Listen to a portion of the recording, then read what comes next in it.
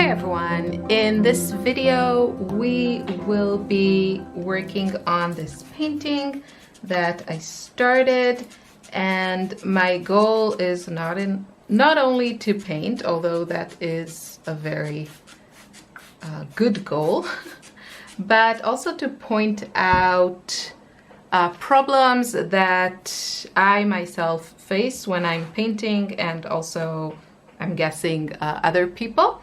In the first part, I discussed composition and also the idea of starting with kind of lighter colors, but still creating a variety. So you can see here, this was my first layer. You can see I have a variety of colors. So there are a few different shades of, I used Naples Yellow Red here for my palette, and bright rose, and also carmine, and then for the background I kind of neutralized those colors with Cascade Green. But it's still mostly light, although there's also some texture created with my brush and a few areas that have a darker value, but most of it is pretty light. So now we're going to work on the second layer, and what we want to add is detail, contrast, and the way we can do that is through a few strategies which I like to use. So one of the ways to add detail and contrast is to add some more intense saturated colors. In my case, I really like to use transparent, bright, warm yellows. Those are really colors that I enjoy using kind of as an accent pop of color. So I'm using quinacridone Gold by Core, but I think every brand makes a nice version of it. You can also use something like, so this is quinacridone Gold, and it's pretty intense and it's transparent. And then there's also Nickel Azo Yellow, which is also a really great transparent bright yellow. So you can see the gold is a lot more orangey. I really like them both. I use a lot of Nickel Azo Yellow, but lately I've been more into the quinacridone Gold. And I'm going to add just a bit in the centers of my loose flowers. Now, what you want to pay attention to, and I talk about it in the first video, is that every flower is different. So you want to repeat the same things in each flower, because that creates a cohesive work, but you don't want it to be exactly the same. You don't want it to look like a stamp that you did everything, because that's boring. So you want to change things up. Now, sometimes these things happen organically as you paint. You know, you notice that one flower seems more detailed and the other one less. And then other things just like happen. So in this case, what I'm noticing is that this one is definitely the least detailed flower. It has less pink and kind of more of these peachy tones. So I'm going to stay with that, and I'm going to call this one my least detail flower. And then usually I like to choose the center one, or one of the ones that are in the center if I'm painting 5 flowers, for the most detail, contrast, color, everything. So I'm going to do that here. Right now this one and this one look pretty similar. I did add a bit more of this kind of saturated color in the middle. So I'm going to pay attention to that from now on, and add more of everything to this one, or less of everything to that one. You can see here there's also this kind of white space. Ooh, they're plowing the snow outside. And I also really like adding splatters, and I try to add them as I paint and not wait for the end, because it also helps me build layers. It's one of these things that are very subtle, but I think they make a big difference at the end. That's my opinion, and I'm sticking to it. Usually I have sort of a roadmap of how I paint, and what I could do now is start adding detail or pops of color or kind of expressive brush strokes. And I'm just thinking that maybe I still need just a little bit more color in my flowers, and I started this with a big brush, but I think now I'll move to this flat brush just because I want to have less water. So I want to build intensity, try not to overdo it, and I am going to take advantage of, if you're not sure about the color, then you can always test it. I really actually like this one. Switching up the brush will give me another look, and I personally really love brush strokes. I think it's one of the things that kind of shows the artist's hand, as I like to call it. Here I want to go like less with everything, but I do still want to add what I'm adding in other flowers, so I'm just going to try and keep it very subtle, but not boring.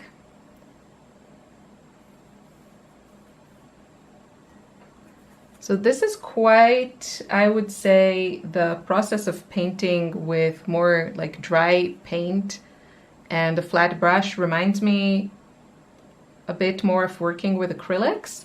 But I'm okay with that. I kind of discovered that for me personally, working with like really juicy, like dripping wet, juicy, large, round brushes, it just created a bit of a mess on my paintings. And working with either something like a flat brush that just hold less water, or these like white bristles for the larger brushes, they also hold less water than some of the darker synthetic fibers that want to imitate squirrel hair. So for me, that works better. And what I try and do is also, I don't completely clean my brush. I just after I put some color in it, I just dip it once, and then I can make splatters that have just a softer color. So just try and like vary things as I go. And I really like playing with the shape of this brush, and why not go for pink?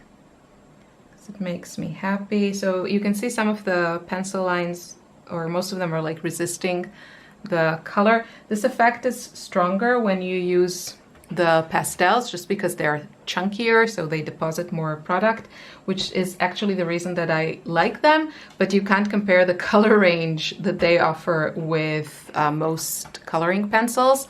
You know, most coloring pencils ranges have like 100, 200 pencils, and the pastels don't have as many. So switching to just some more intense colors. My washes are less wet now for this stage, and I don't want to overdo it.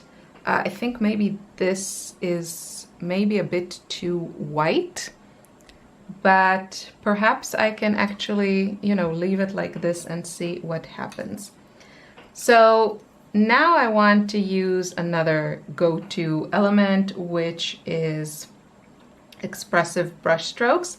I started with some Cascade Green. I added it to the background mixed with some of the colors that I used for the flowers, which gave me these beautiful neutral colors. And now I'm going in with just a more intense variation of those. So again, I took pure Cascade Green and just mixed it with the colors that were in my palette.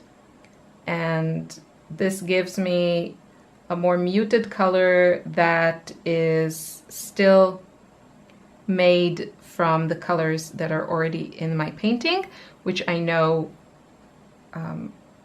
will help me create kind of a harmonious color scheme when I'm not like introducing new colors to every piece of the painting. So now I want to talk about the background and adding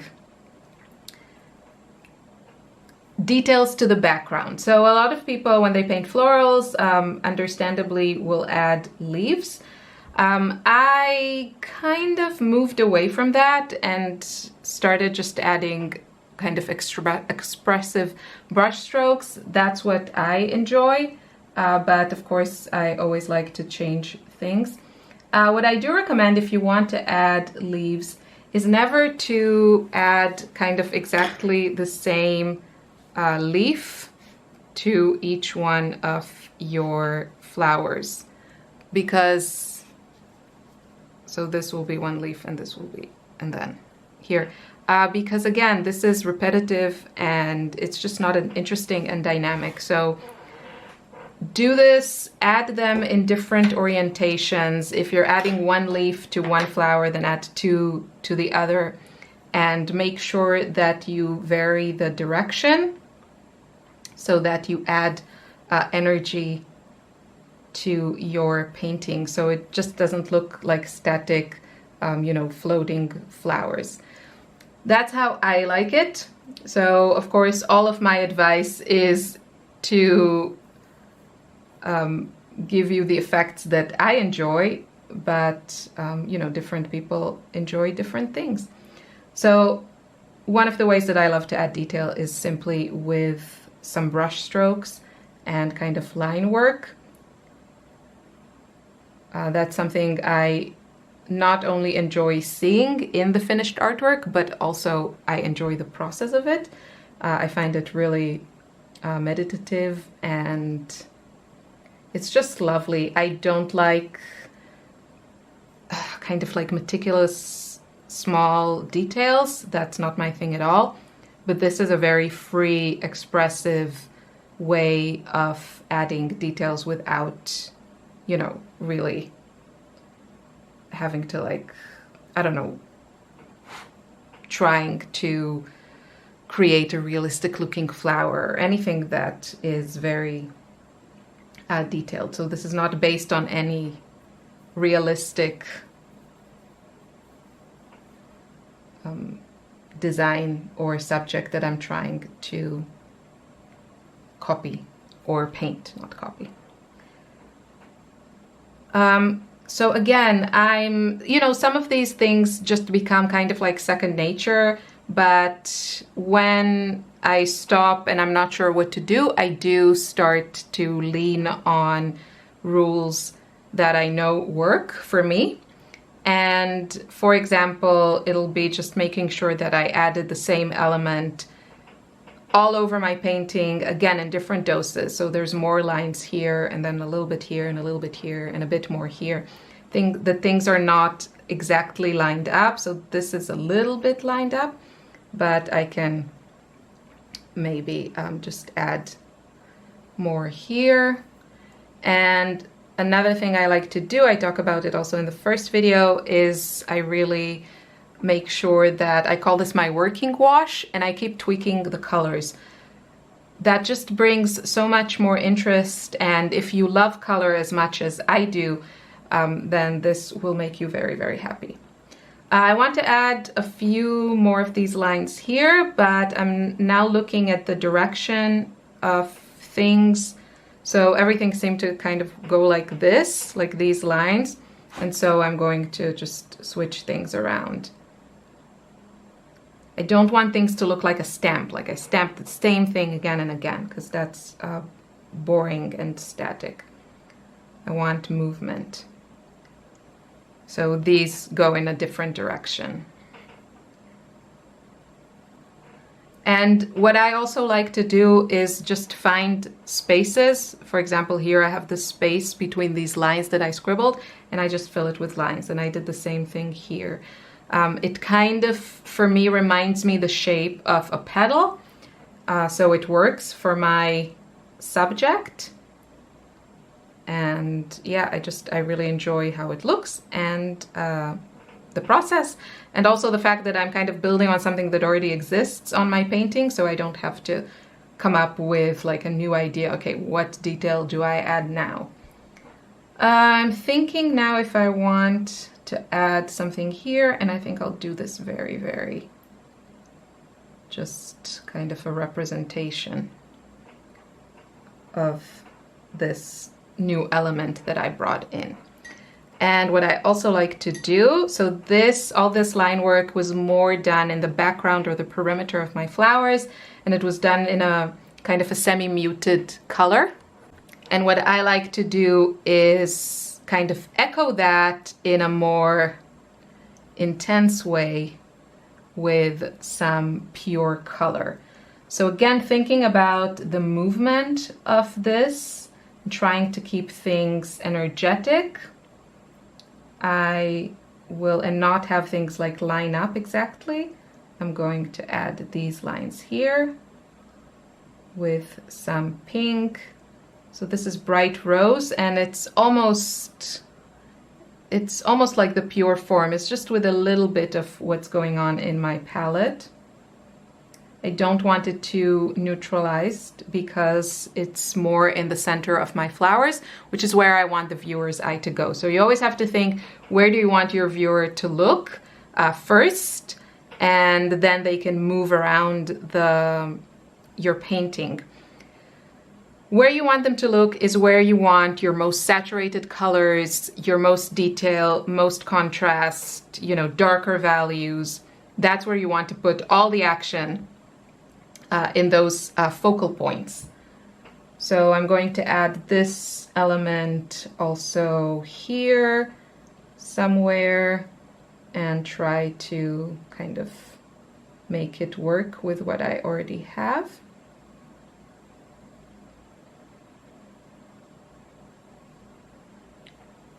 And a little bit, a tiny bit here, but I don't want it to line exactly with everything, so I think I'll just add it. And I want to keep the direction also different. So I feel like this flower is more facing like this way, and this one is facing this way, and then this one is facing that way. And now I can use that, even if it's still mostly in my imagination, I can use that and kind of reinforce that movement.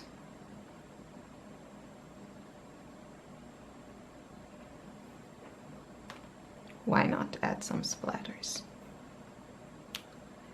Okay, now what I'm craving, I really love the concept of color craving. I talk about this a lot in the intuitive painting course. Something I first heard Flora Bowley talk about. She's a wonderful intuitive painter that sadly, I mean not sadly, her artwork is beautiful, but sadly she works mostly in acrylics. and so I draw a lot of inspiration from her like philosophy, but the actual techniques are not always relevant. So what I'm kind of craving looking at this, I have here a little bit of this,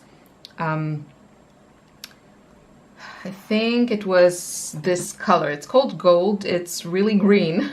It's like a green gold.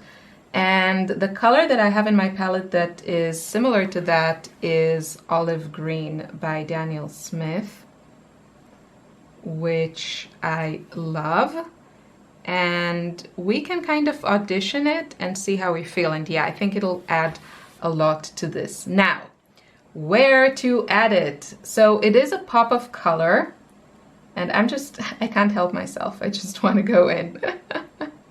But I don't know if I want it in the center of my flowers. So I feel like I need to be a bit careful to kind of where I'm adding it. I'm mixing it with a little bit of the quinacridone gold that I have in my palette.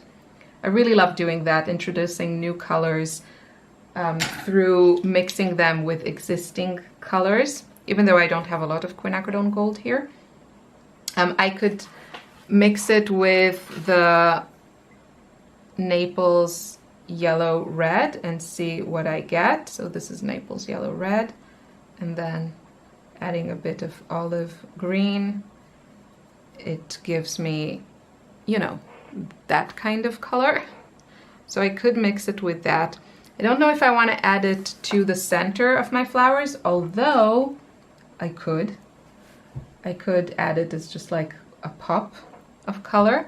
And I love, this goes to the color craving, which colors you enjoy seeing next to each other. I really love seeing olive green next to turquoise and those bright warm yellows. Those are my color cravings. It doesn't mean that you will feel the same. I'm pretty sure that, you know, everyone has different color cravings, or it would be very, very boring. So I like that, and here again, I'm just going to add a little bit, or a lot, to this area that had the turquoise pencil and the quinacridone gold. I don't really like this green next to the pink. So it's nice when things just blob. So now I can also add it a bit to my background. I mean, it goes with my subject of flowers, you know, green foliage is kind of a classic thing. And again, just trying to, I don't want to do everything exactly the same. So go in with this color and again, make these lines. I want to keep things a bit varied. So here I just have these areas, and that's what I'm going to do. And I'm going to try and still make them interesting with some brush strokes and just varying the color. So nothing is boring, nothing looks like just, you know, a blob of watercolors, although I do love blobs of watercolors. So trying not to be too repetitive. And with cellulose paper, it depends on the paper and it depends on your pigment. But this particular paper is quite forgiving, so you can lift the color and almost go back to the white of the paper if you feel like you've gone too far. So I can do that. And here, I might just add a touch here. To me, something, you know, like this molecule of paint that I added here, it's, I don't know, I feel it makes a difference in the end when you do all these like little things. And I think that those, the last 10% really kind of bring a painting together to me. So I find that it's worth to spend this time on very, very small changes. I think it makes a difference. Okay, I might go back later with the olive green. So let's look a bit at this cascade green. I'm just going in now. It's usually, you can see when I'm struggling to speak, that means I'm kind of in the zone and I kind of just want to paint, and I'm not sure if I want to talk about it. So adding a little bit of cascade green. It's a color I really love, but I actually haven't used it for a long time. And I want to be careful and kind of make sure that my color scheme is harmonious and is working. So I used cascade green in my background. It is in these colors of the background. It's just mixed with the other colors. So I'm not introducing a completely new color, which means that, you know, in theory, it should kind of play nice with the colors of the background because it's part of them. And now I'm thinking how I can add more detail, maybe some darker values without repeating myself, without making this too sketchy. And since I'm not sure, I'm going to stop here and come back with fresh eyes and fresh perspective and see what I want to do. I might want to go back to go in with some pencil, or maybe even pen lines, or we'll see. I don't know. Some things just have to kind of marinate a little bit until I have a better idea. What I can already tell you now is I will definitely want to add something darker to the centers. So you can see here, this particular painting has a lot going on in the centers color-wise. There's yellow, turquoise, pink, green, orange from the pastels. I really like that. So that is one way of like adding interest. But in this case, I might go for just adding a really dark color, maybe a shade of purple. I will see what I can mix from the colors I've already used here.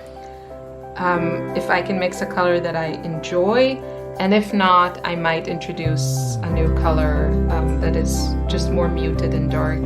I'll see you in the next video. Thank you for watching, and I hope this was helpful and enjoyable.